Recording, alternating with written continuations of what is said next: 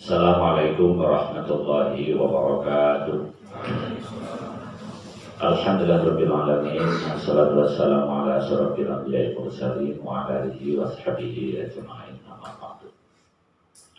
Pada sahabat saya Ustaz Kristin yang kami hormati dan semua kita yang hadir,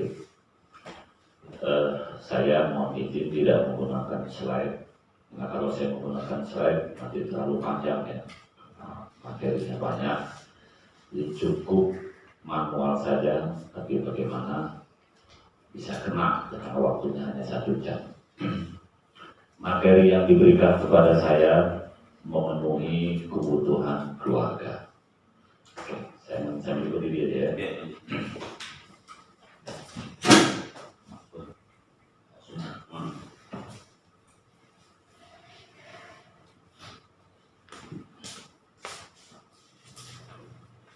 Kayaknya enak dibuka masker. Kok cuma saya yang warna pink apanya?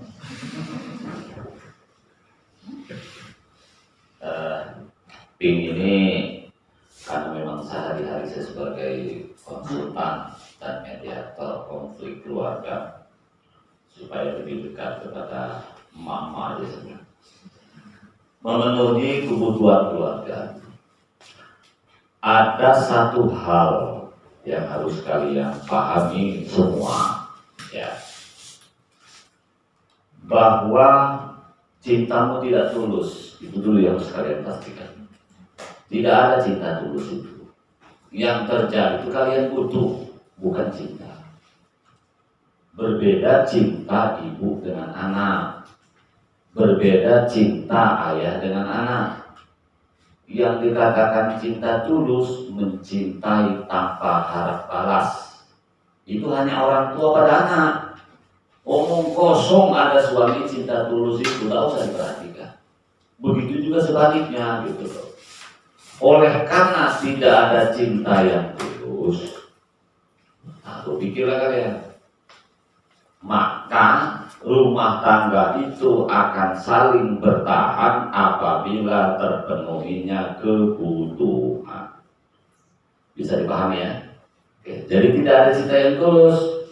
Kalau bagian aku cintamu tulus, itu kan basa-basi ikhtiar mendapatkan suatu paketnya enggak ada. Oke, apa itu kebutuhan keluarga bagi laki-laki dan suami? Bagi istri.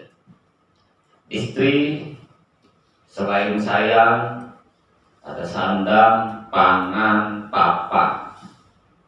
Sayang, sandang, pangan, papan. Kasih sayang penting. Sandang, pakaian, itu kewajiban suami dan istri. Suami yang memberikan pakaian. Ya, pangan, makan, itu kewajiban dari suami. Tapi ini kebutuhan istri. Papan, rumah, kewajiban dari suami. 4 macam ini kewajiban suami karena kebutuhan istri. Itu. Nah, bagi suami itu sendiri, apa sebenarnya yang sangat dibutuhkan selain sayang plus kesetiaan, ditambah penghargaan, dihargai, ditambah pelayanan. Jadi sama-sama 4 ya. Teman-temanku semua, cinta, ini untuk laki-laki dulu ya. Cinta itu sebelum nikah. Kalau sudah nikah tak penting lagi cinta bagi istri itu. Yang paling penting itu sayang. Makanya kadang-kadang romantis dibutuhkan. Nah, sandang, pangan, papan itu kata kuncinya di duit. Jadi ketika suami tak ada duit, cinta itu memudar dengan sendirinya. Maka begitu selesai akad nikah, tugas pertama bagi seorang laki-laki adalah duit. Bagaimana cara kalian cari duit? Makanya jangan pemalas. Kalau nongkrong siang malam di kedai kopi entah cerita macam-macam itu sebelum nikah.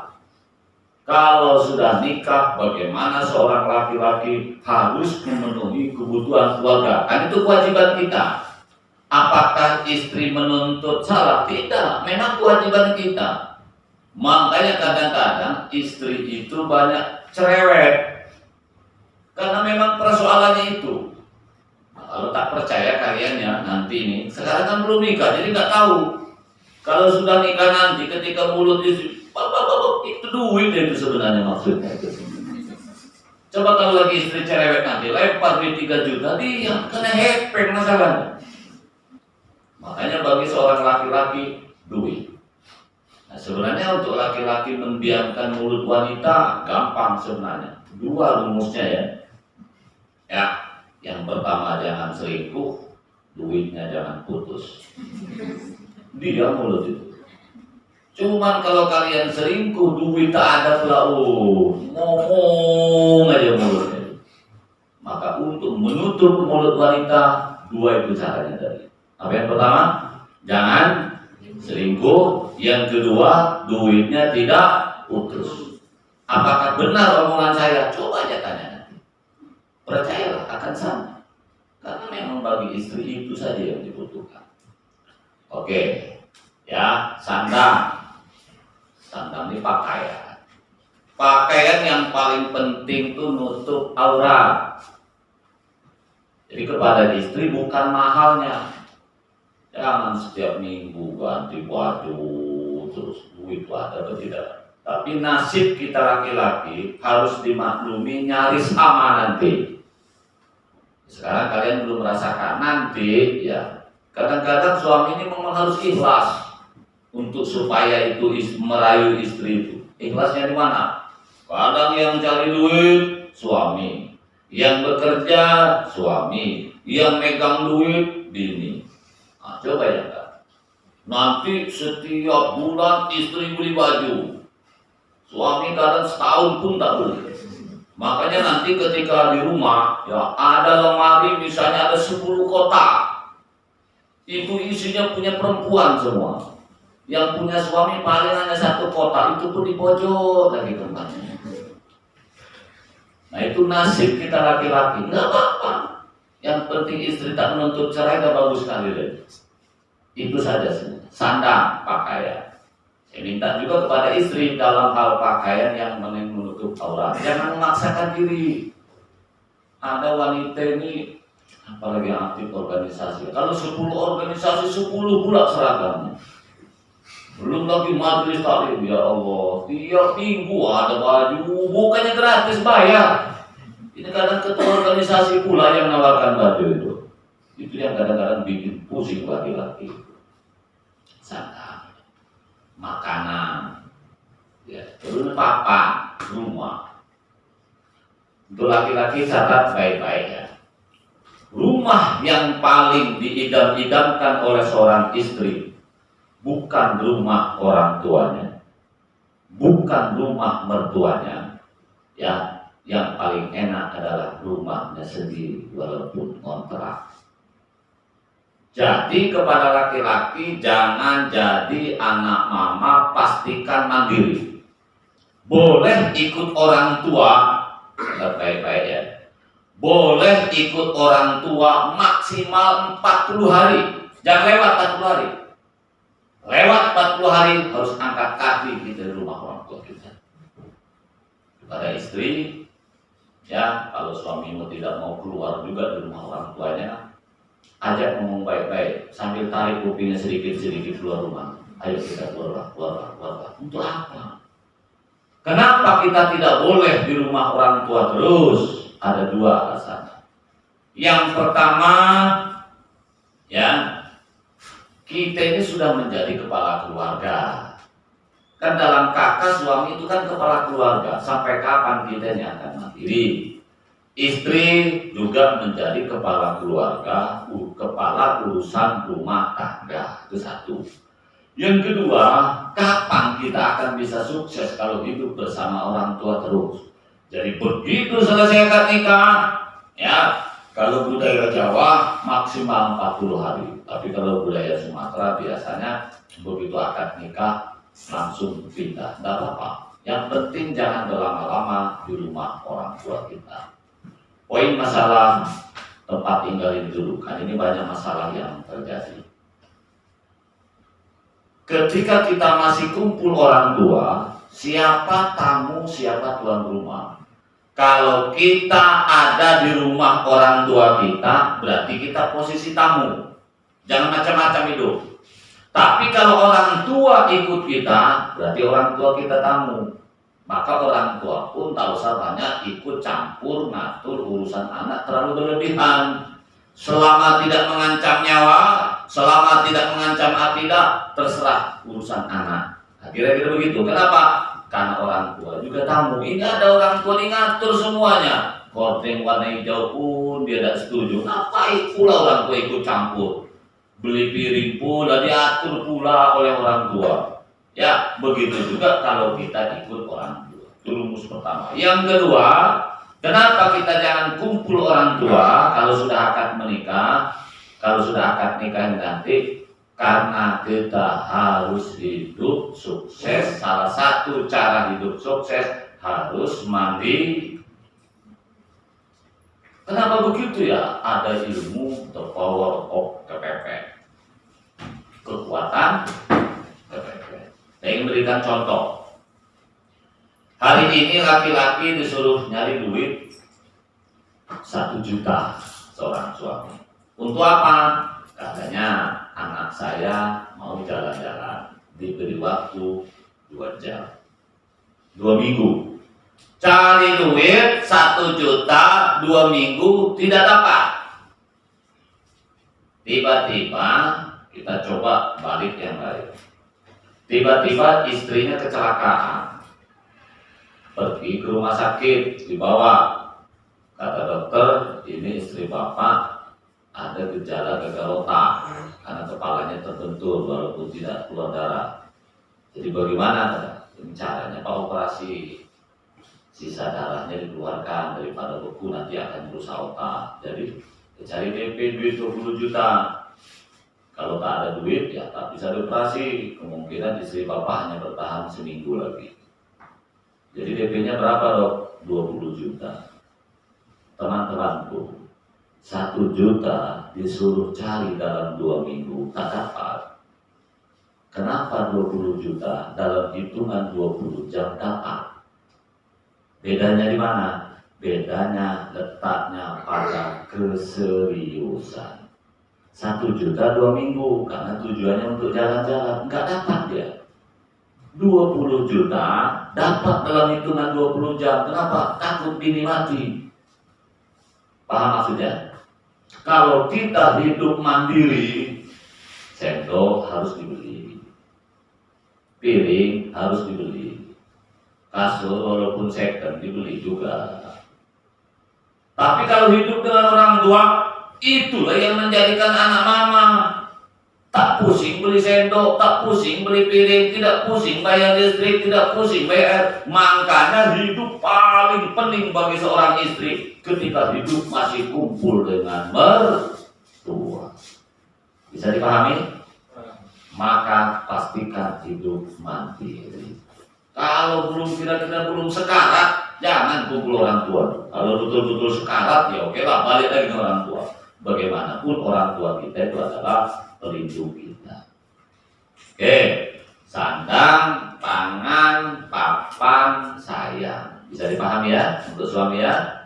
Untuk istri yang dibutuhkan 4 macam itu.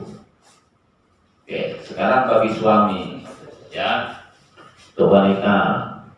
Bagi suami ini yang dibutuhkan selain sama sayang tadi, suami ini sangat membutuhkan yang namanya penghargaan,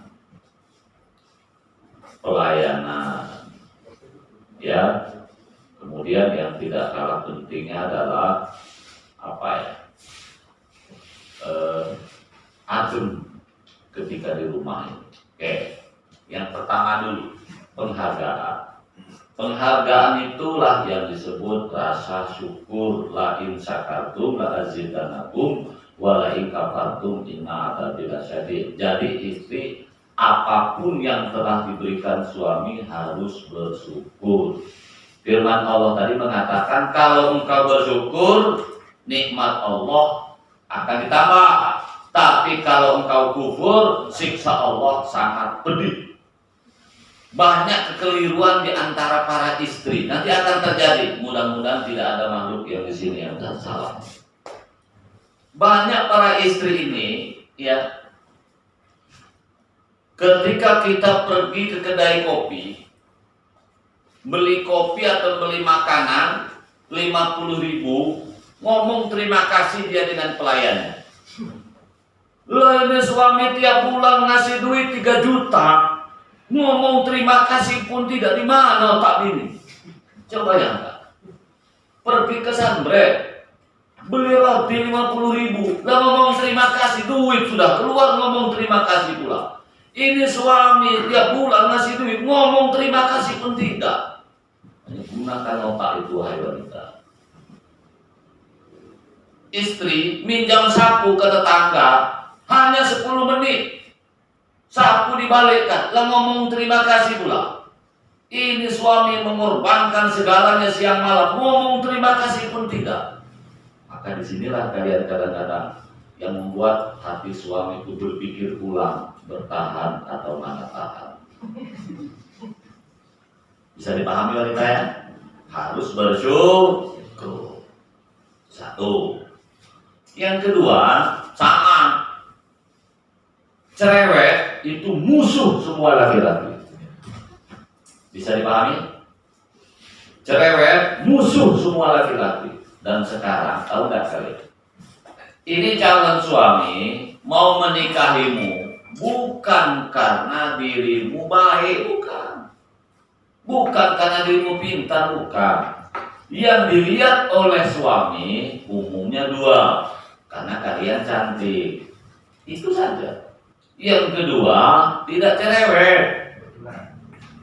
Ya, oleh karena itu banyak suami ini menyesal setelah menikah ini. Sebelum nikah, cerewetmu kamu sembunyikan. Ya, setelah nikah, ya Allah, berubah itu. Itulah yang menjadikan nanti berubah. Boleh kalian istri cerewet, syaratnya ya, 1, volume suara maksimal 20%. Jadi jangan kuat-kuat.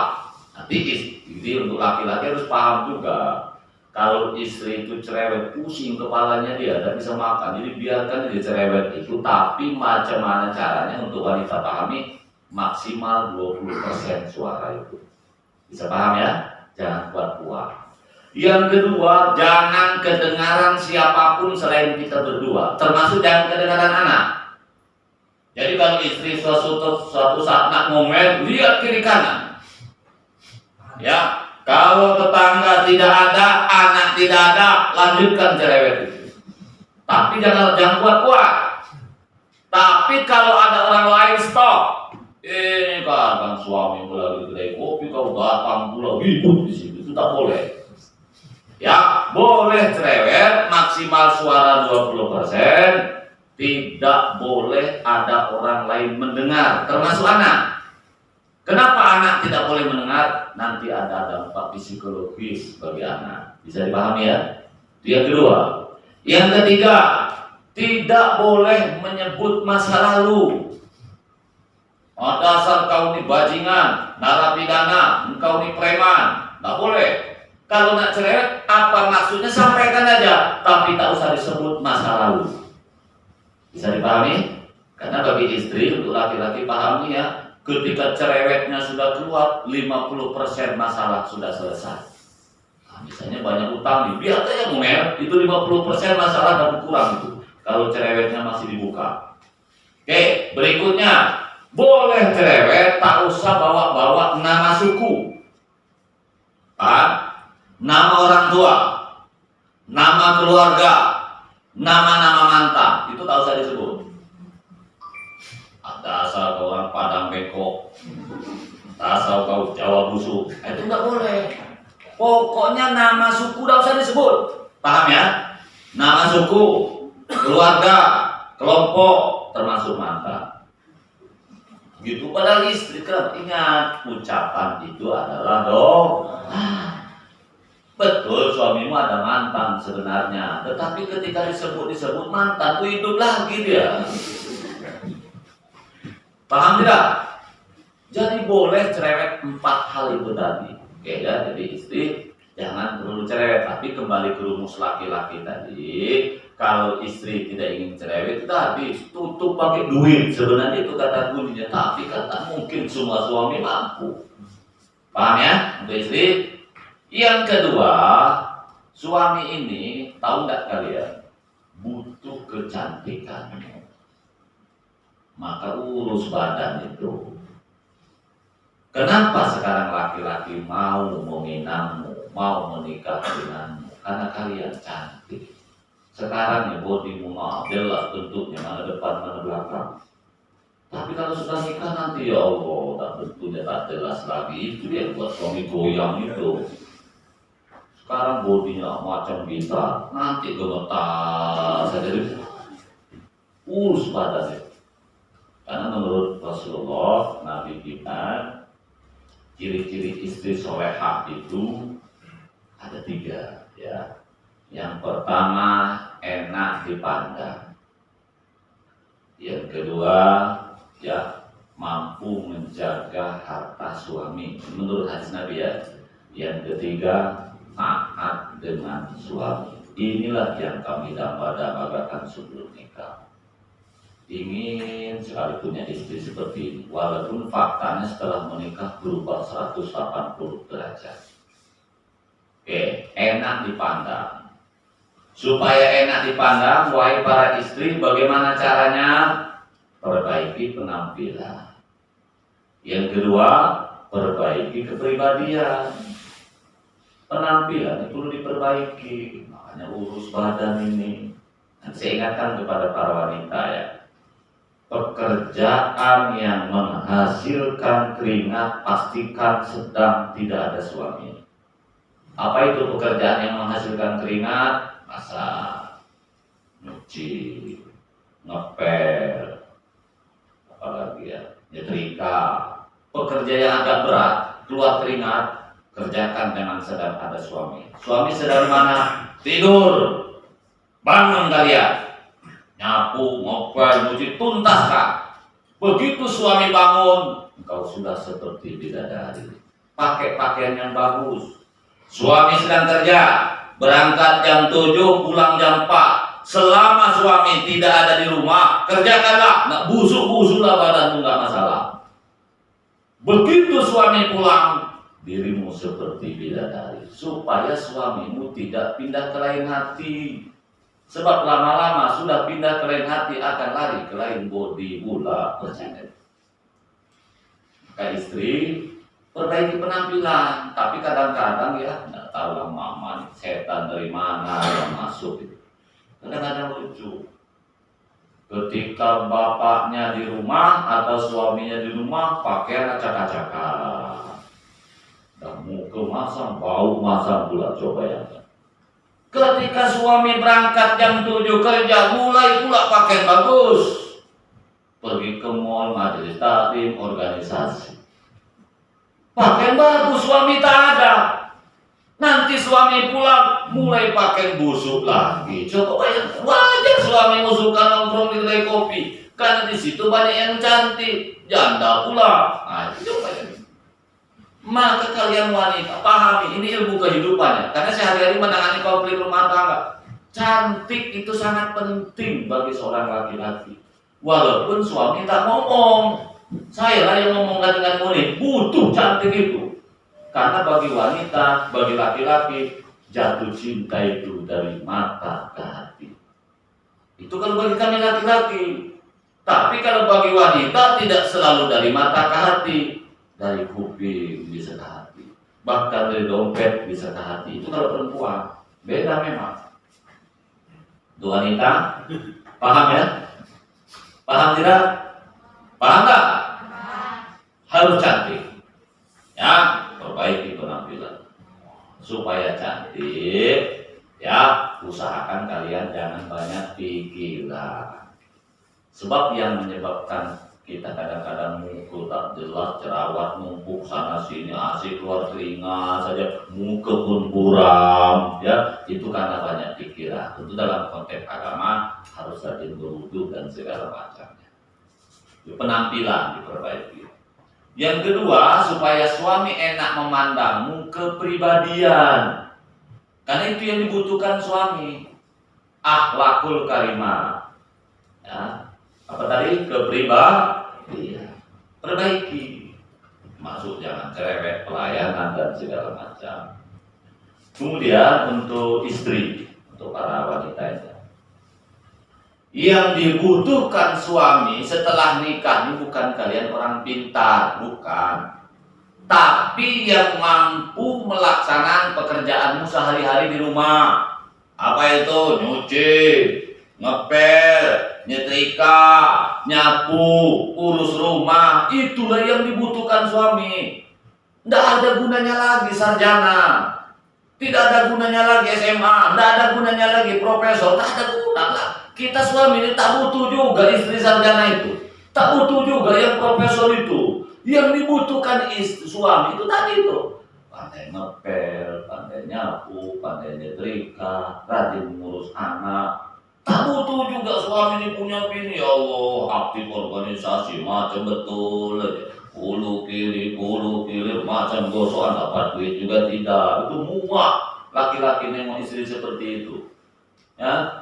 Paham wanita ya? Makanya laki-laki ini kadang sangat suka dengan istri yang agak bodoh-bodoh dikit gitu. Itu senang itu. Kalau terlalu pintar, malah pusing kepala suami ini. Itu yang harus kalian pahami.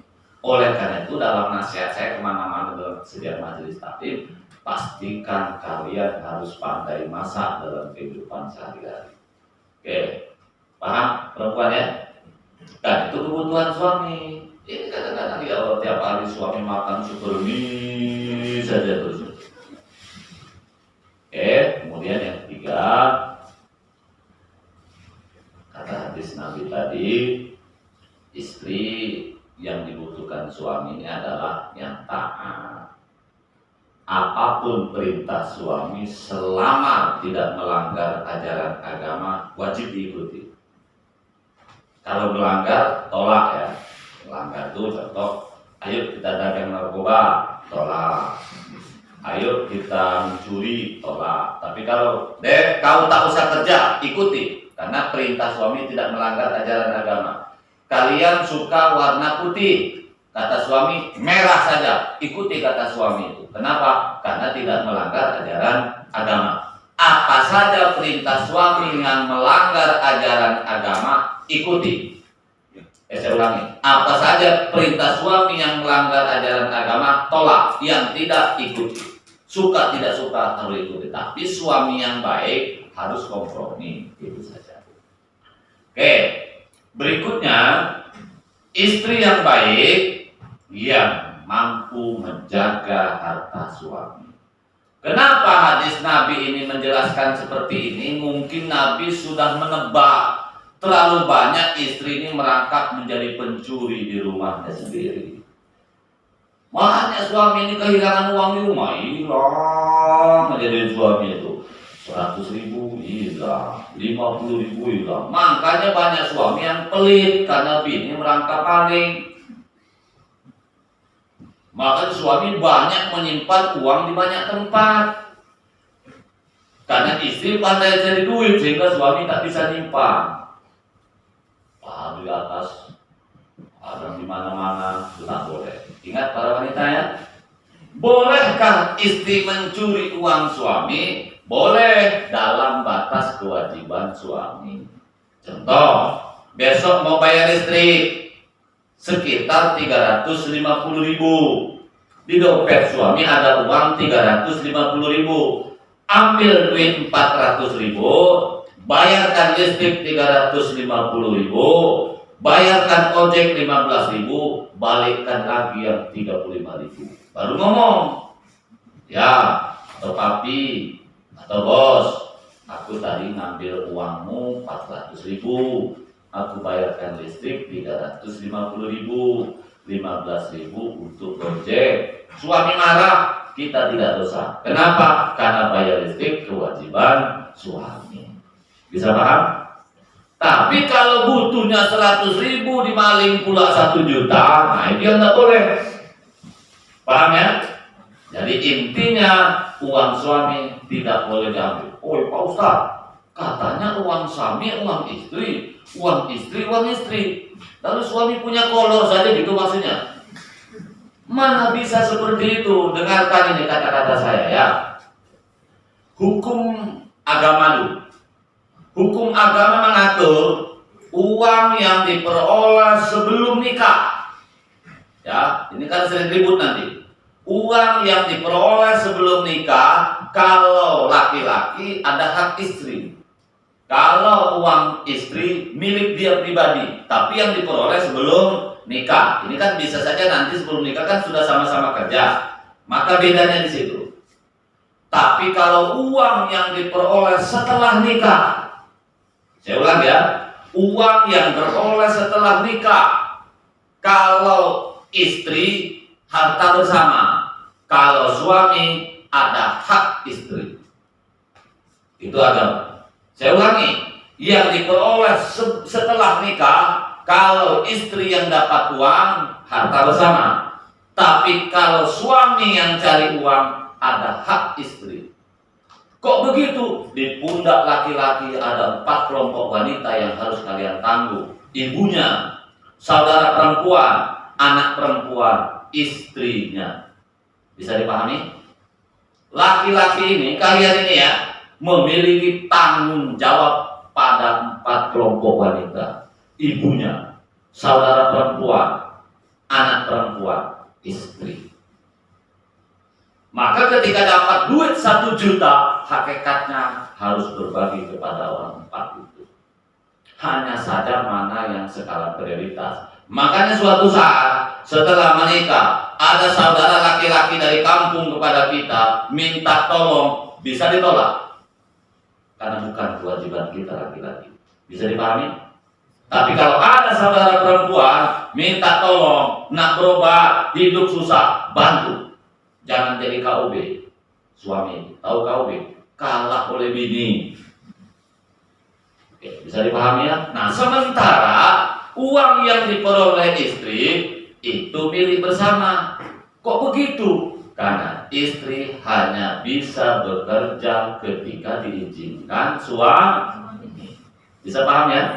Ini rumus hukum ya, bukan perasaan. Lepaskan dulu perasaan. Ini hukum. Oke, dalam hukum negara, beda lagi yang saya maksud tadi agama. Dalam hukum negara, mau istri yang bekerja, mau suami yang bekerja adalah harta bersama. Jadi kalau mengatakan uang suami, uang istri, uang istri, uang istri, dari mana rumusnya? Hukum negara saja mengatakan bersama. Kalau hukum agama lebih menguntungkan kepada laki-laki, makanya dalam ahli waris laki-laki 2 kali lipat daripada wanita karena tanggung jawab. Keluarga sakinah itu kata kuncinya di penggunaan HP. Begini ya, menikah itu menyatukan 2 hati yang berbeda. Berarti menikah menyatukan 2 hati yang berbeda. Itu. Setelah menikah, HP istri berarti HP suami. HP suami juga HP istri. Dan itu bisa kita uji dari sekarang.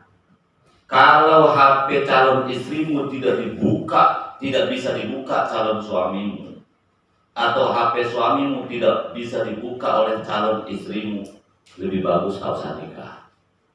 Batalkan saja. Kan itu jadi masalah nanti.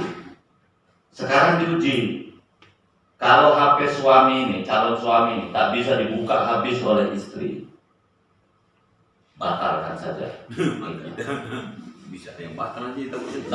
Karena nanti akan berantakan juga setelah menikah. Lebih baik putus sekarang daripada putus nanti. Lebih berbahaya lagi. Masih belum dihapus settingan sama mantan. Begitu juga sebaliknya. Ya, kalau calon istrinya HP-nya tak bisa dibuka oleh suami, Ngapain dilanjutkan? Hanya sekedar menambah terluka saja. Bisa dipahami? Karena HP ini sekarang bisa menjadi ukuran orang itu baik atau tidak baik. Ini laki-laki nih ya, rajin sholat, rajin puasa, rajin ngaji, rajin ke masjid. Kalau HPmu tidak bisa dibuka istrimu sampai kapanpun tak akan pernah percaya bahwa dirimu orang baik-baik. Kalau bertahan bukan karena sakinah, tak ada pilihan lain. Begitu. Dulu betul. Sekarang ini membaca hati orang gampang. HP itu kata kuncinya. Zaman dulu ada istilah waktu kita sekolah ya. Dalamnya lautan bisa diselami, dalamnya hati siapa yang tahu. Itu kan dulu. Sekarang udah berubah barang dulu. Kalau sekarang ini dalamnya lautan susah diselami, dalamnya hati, buka HP-nya. Tapi jangan sekarang lah ya, nanti malam. Nanti malam ini wanita ini mau ngetes calon suami saya ini baik apa tidak. Nah, coba ambil HP suami di atas meja. Apa reaksinya? Kalau HP calon suamimu atau suamimu suatu saat itu dibuka HP-nya oleh istri, tenang saja, dibuka dalam waktu lama dan berulang-ulang, suami itu tak mempersoalkan, happy saja, berarti saya umumkan calon suamimu aman. Tapi jangan terlalu percaya, kadang-kadang lakinya akarnya panjang, tapi relatif aman. Betul. Tapi kalau calon suami atau suamimu nih HP-nya diambil macam cacing kepanasan, takut, resah, gelisah, marah, duduk nggak bisa duduk, kentut tak keluar kentut, saya umumkan itu calon suamimu bermasalah. Tahu saya tanya dengan dukun, buang-buang duit. Mariono jawabannya pagi. Ngapain diteruskan? Toh akan berantakan juga nanti.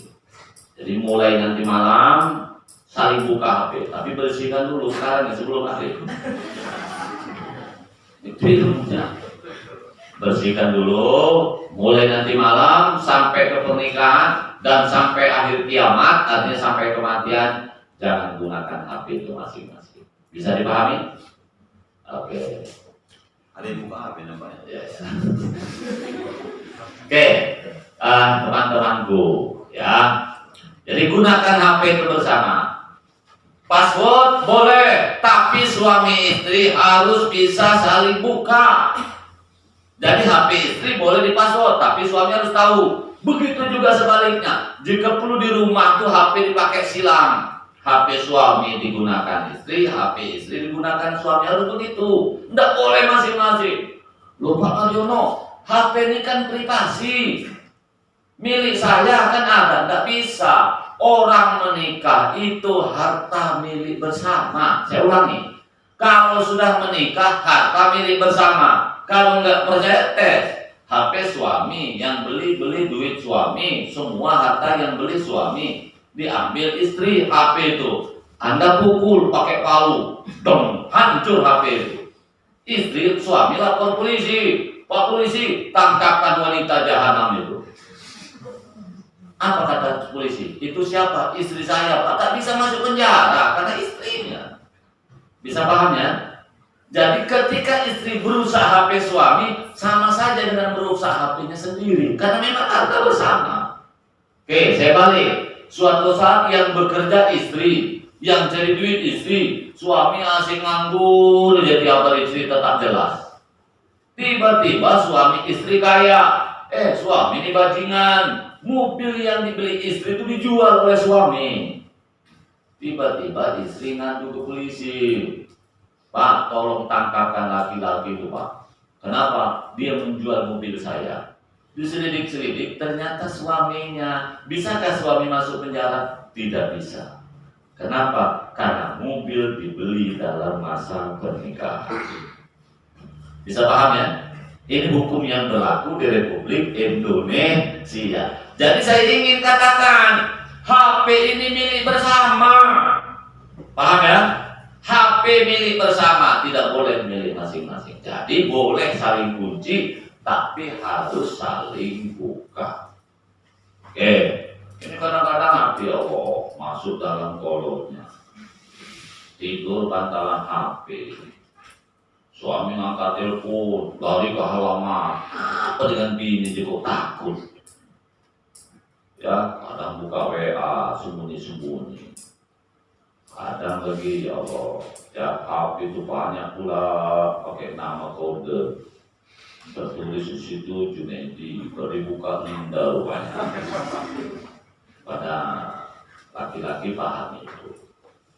Pun sebaliknya, beberapa waktu yang lalu saya ceramah di Tiban Bukit Asri di sini di Puri Malaka kalau nggak salah.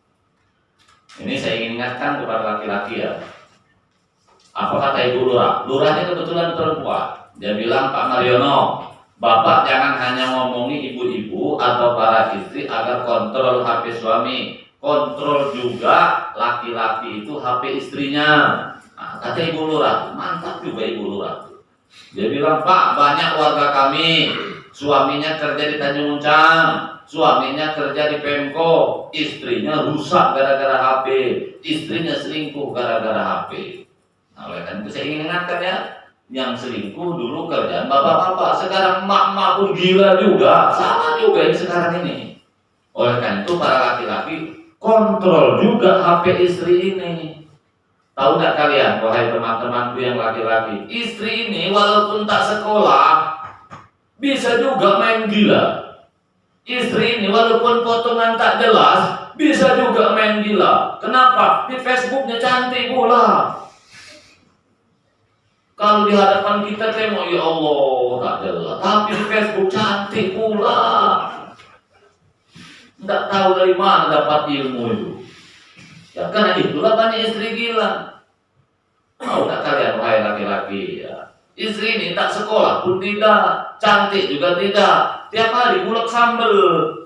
Tapi kalau tak dikontrol HP istrimu, laki orang bisa diulek juga. Bisa dipahami ya? Laki-laki bisa dipahami?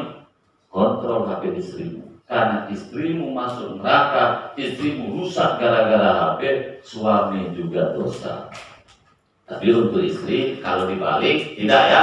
Suami rusak, suami kurang ajar, suami tak baik gara-gara HP, istri tidak dosa. Itu mulai enaknya. Maka kalau menurut agama, beda ya. Yang saya maksud tadi kan konsep keluarga sakinah. Menurut agama, HP suami tidak harus dibuka istri. Malah istri termasuk berdosa mencari-cari kesalahan suami. Tapi HP istri wajib dibuka suami karena untuk menyelamatkan. Enak kali laki-laki, itu agama. Saya ulang ya, mohon dibedakan ya. Menurut agama, HP suami tidak harus dibuka istri. Kenapa? Karena istri tidak ada kewajiban menyelamatkan suami dalam hal akidahnya, keimanannya. Tapi HP istri wajib dikontrol habis oleh suami. Kenapa? Kalau istri salah langkah, kalau istri kurang ajar, itu suami dosa. Bisa dipahami ya? Itu agama. Tapi dalam konteks keluarga sakinah, enggak bisa seperti itu. Harus saling buka. Bisa paham? Oleh karena itu, kedua belah pihak setelah akad nikah, bukan setelah akad nikah, mulai nanti malam. Kita sepakati mulai jam berapa? Jangan sekarang. Kalau sekarang itu setan-setannya belum dibuang. Oke, nanti malam aja. Oke, kita sepakati jam 12 malam.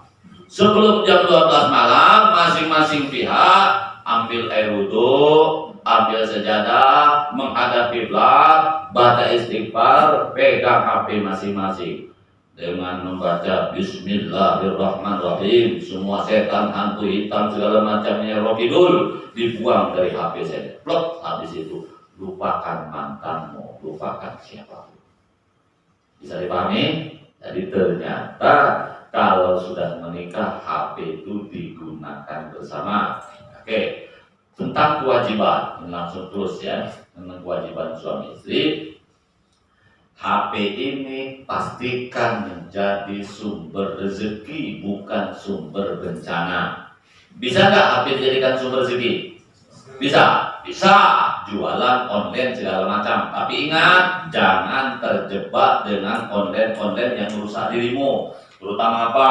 Pinjol, pinjaman online. Itu banyak yang mencekik dirimu. Hati-hati ya. Walaupun 1 juta, proses cepat, betul-betul ditransfer, kita pun tidak pernah ketemu dia, nanti dia akan meneror kita dengan berbagai macam cara. Salah satunya bagaimana?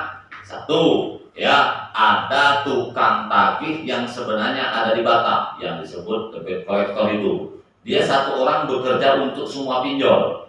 Karena sehari-hari menangani itu ya.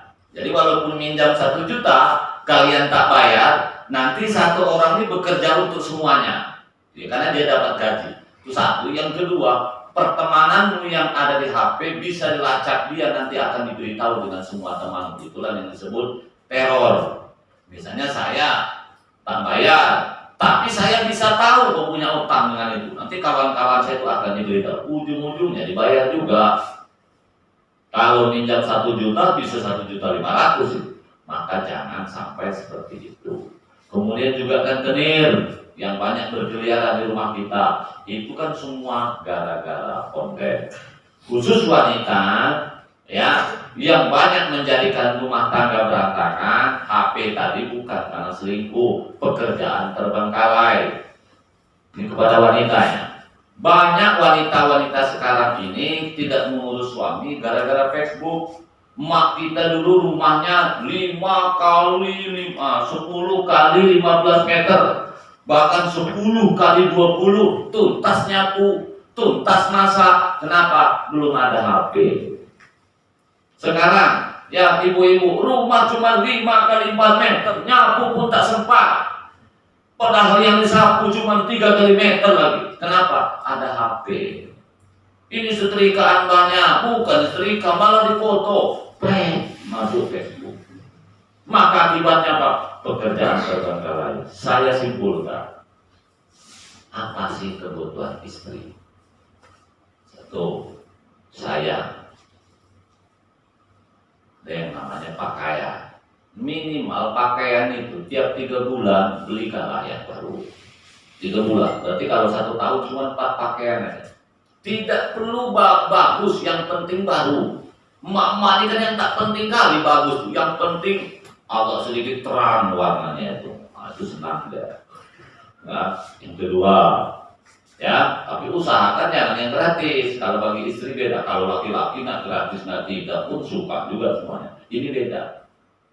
Yang kedua, ya, papan rumah lebih bagus kontrak.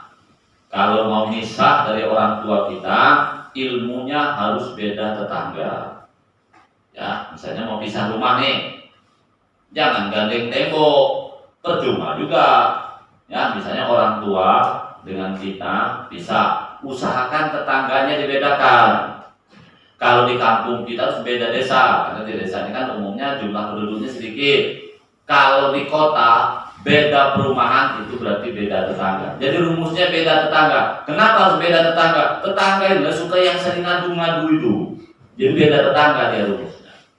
Ya, tuh berikutnya untuk kalian pahami, jangan lupa makan, pangan.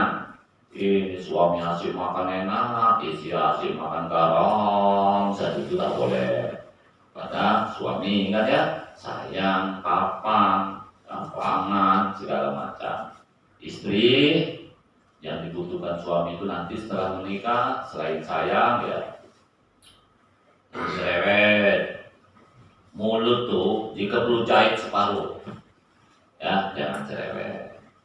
Tapi untuk laki-laki ketahui, cerewet kadang bagi perempuan itu sudah menjadi takdirnya. Oleh karena itu jangan larang kali cerewet itu. Kalau mau cerewet, dengarkan sebentar. Kalau kira-kira ngomongnya berulang-ulang, cepat minggat. Kalau nggak dengarkan, nanti meledak, malah berbahaya. Istrimu nih ya, cerewet, nah, dengarkan dulu sebentar. Kalau kalian langsung begini nanti meledak, malah kemana-mana, bahaya. Ya, jadi bukan lagi pecah, nanti pecahnya baik. dengarkan sebentar, pergi.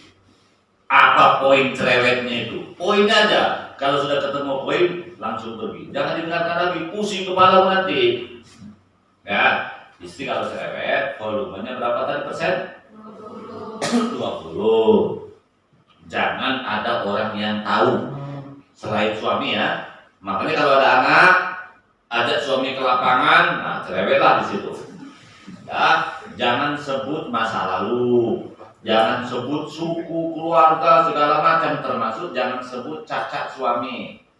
Kan ada suami itu yang misalnya maaf pincang, ya, dasar kau pincang, itu nggak boleh. Yang sifatnya takdir tidak boleh. Ya, untuk semuanya pastikan HP itu digunakan bersama-sama.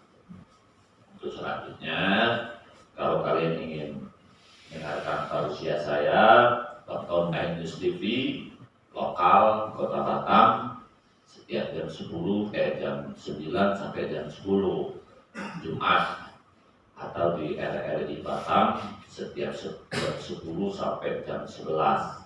Tergabung di Facebook saya, namanya Mariono, saya ulangi, Rumah Samara. Mau grup WA-nya pun ada Rumah Samaranya, ada yang Natuna, ada yang tinggal 7 kabupaten kota termasuk Indonesia. Tergabung di YouTube saya, namanya Mariono Konsultan Keluarga. Apa yang saya sampaikan ini nanti juga akan saya masukkan di YouTube, dan nanti ingat-ingat untuk berikutnya. Nah, bisa dipahami ya. Jadi kalau suatu saat tuh misalnya, kok istri saya kok mulai cerewet, itu berarti apa masalah? Oh kurang duit, tambah duit, gitu. Kok kenapa suami saya dimalas pulang? Apa masalah? Oh ternyata penampilan saya sudah lama ke masa baru masak. Rubah seperti itu. Saya kira itu kurang lebihnya, mohon maaf. Wassalamualaikum warahmatullahi wabarakatuh.